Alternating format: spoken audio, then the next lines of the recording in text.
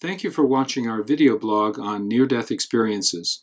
Suzanne and I have been near-death experience researchers for many years, although neither of us has had an NDE.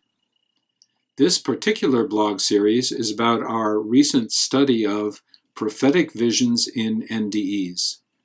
There are links listed in the video description to our website and to the full presentation of our study. Today we want to address the question, are some prophetic visions in NDEs inevitable and completely unavoidable?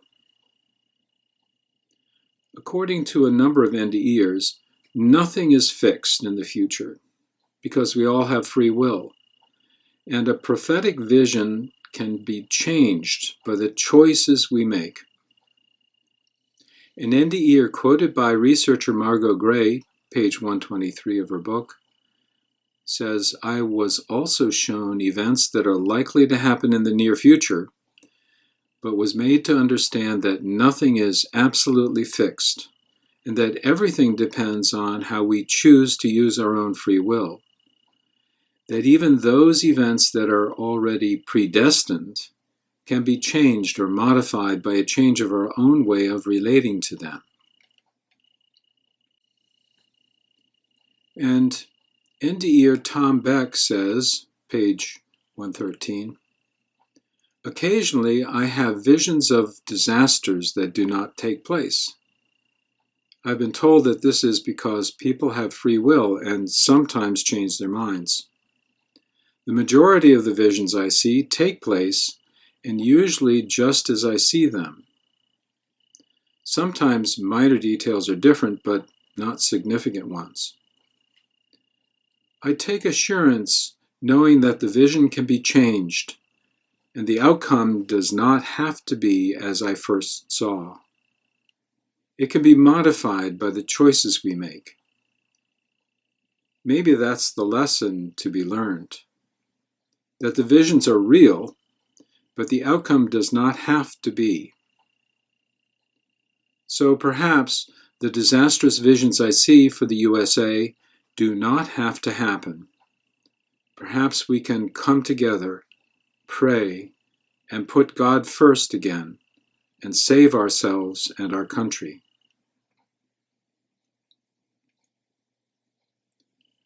So clearly this question is complex.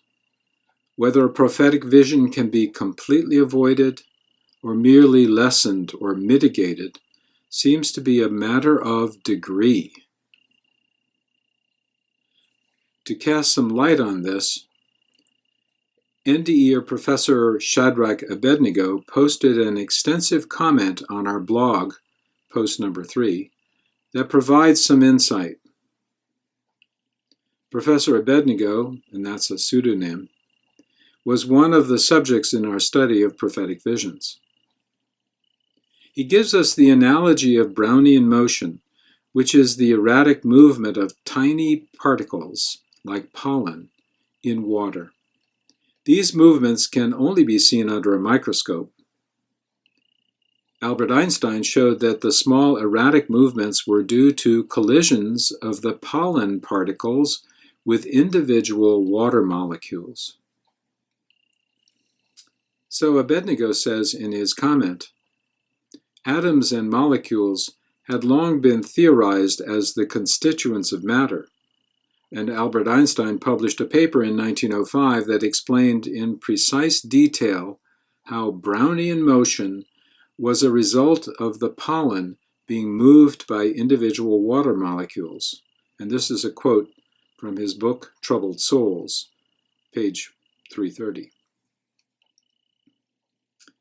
He goes on, "As an NDEr, I cite this selection in reference to NDE predictions, so that non-NDErs might better understand the realities we all face.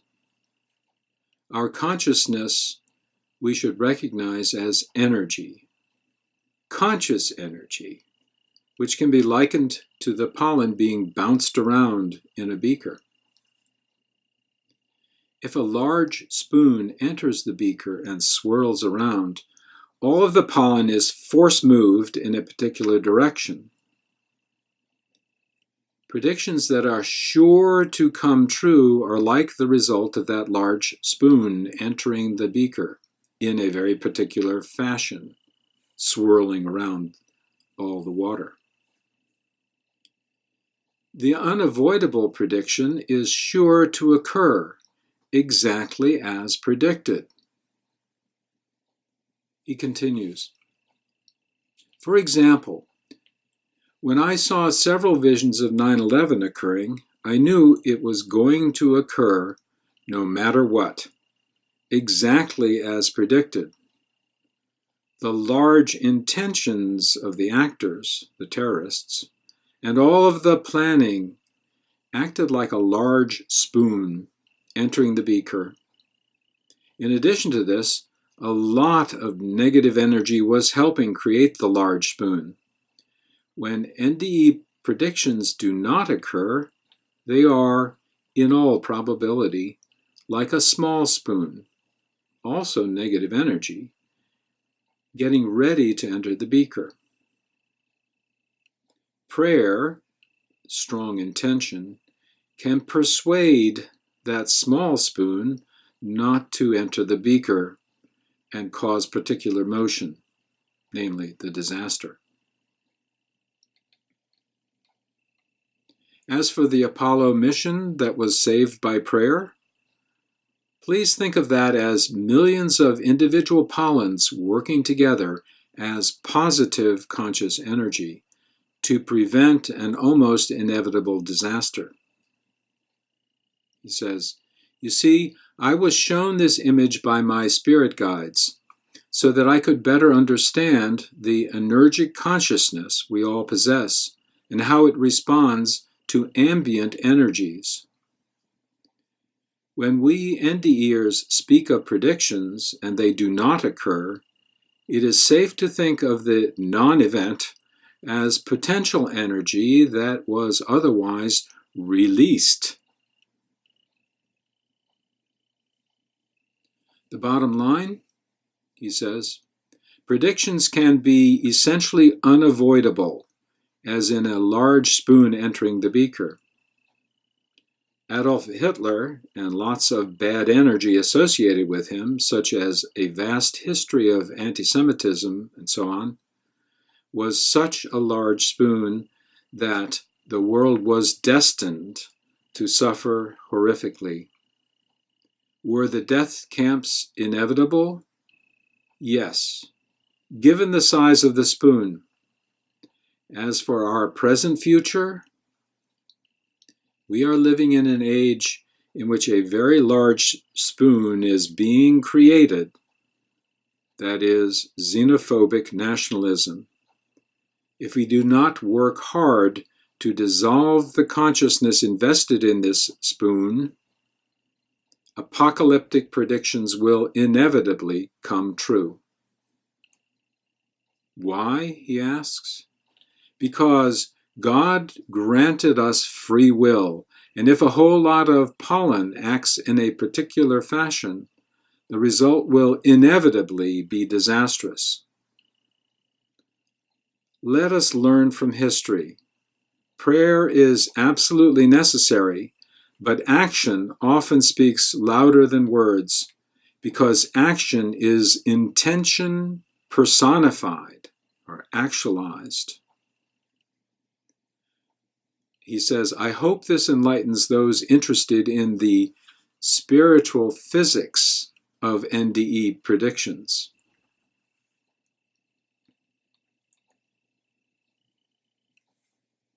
That's the end of the professor's comment. So it seems the question whether a vision can be avoided is really a question of spiritual momentum. In a separate communication, Professor Abednego said he believes that the more specific a prophetic vision is, the more likely it has already been set in motion on a spiritual level. From his analogy, we would say the large spoon is already stirring in the beaker.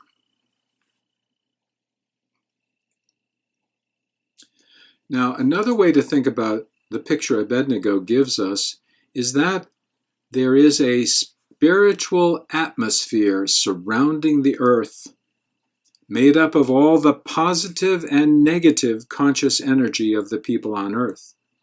And we mentioned this in our presentation.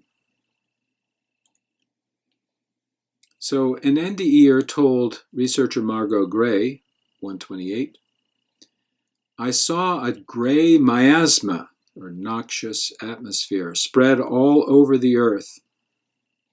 It was the vibration of fear that was causing it. This fear was causing the violence and social unrest. It would only get worse until people learned to overcome fear with love and goodwill toward all men. So the momentum of negative energy can build up in the spiritual atmosphere from people's collective fear, hate, anger, lies, selfishness, and greed. Much as the large spoon stirs the water in the beaker, taking all the pollen grains with it. The negative events that then occur are the consequence of this collective negativity. Once the momentum has built up, it's hard to stop, and the negative events become unavoidable.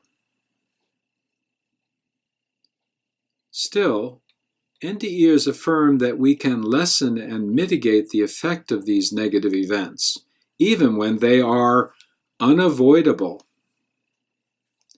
We can all think of examples from the Holocaust of people who acted in opposition to the flow of negative events. When an unavoidable disaster strikes, then, whether it's a natural event or man-made, the question now becomes, how do we respond? How do we respond? In his book, When Bad Things Happen to Good People, Rabbi Harold Kushner says, 161, in the final analysis, the question of why bad things happen to good people translates itself into some different questions, no longer asking why something happened, but asking how will we respond? What we intend to do now that it has happened. So when an unavoidable disaster strikes, how do we respond? NDErs will tell us, respond with kindness, compassion, and service to others, out of love. How important are these kinds of responses? They are very important to the spiritual world. In the life review during an NDE, you review how you acted towards others. So NDEr Daniel Brinkley says, 183, in the life review, what matters to spirit is how often you were willing to help others through your love, kindness, and compassion. NDEr and researcher Kim Clark-Sharp recently told about two NDErs she interviewed over the years who reported the same thing in their NDE. They didn't know each other, didn't live near one another, and weren't close in years. But in their NDE, they both reported being with an angel or a guide and were hovering above this enormous amphitheater, bigger than anything on earth, beyond description. At one end there was like a jumbotron, like a huge television screen, and all of the spiritual beings in the amphitheater, they looked like humans, were sitting in concentric circles as they were leaning forward really intently, and they were watching someone on the big screen. And when that someone did an act of kindness, It was like a touchdown. Everybody was standing up and yelling, "Yay, yay, yay, woohoo! They did it!" And that was the sport. Waiting for a human to be kind to someone else. Kim says, "May we all be on a jumbotron. It's so easy to be nice."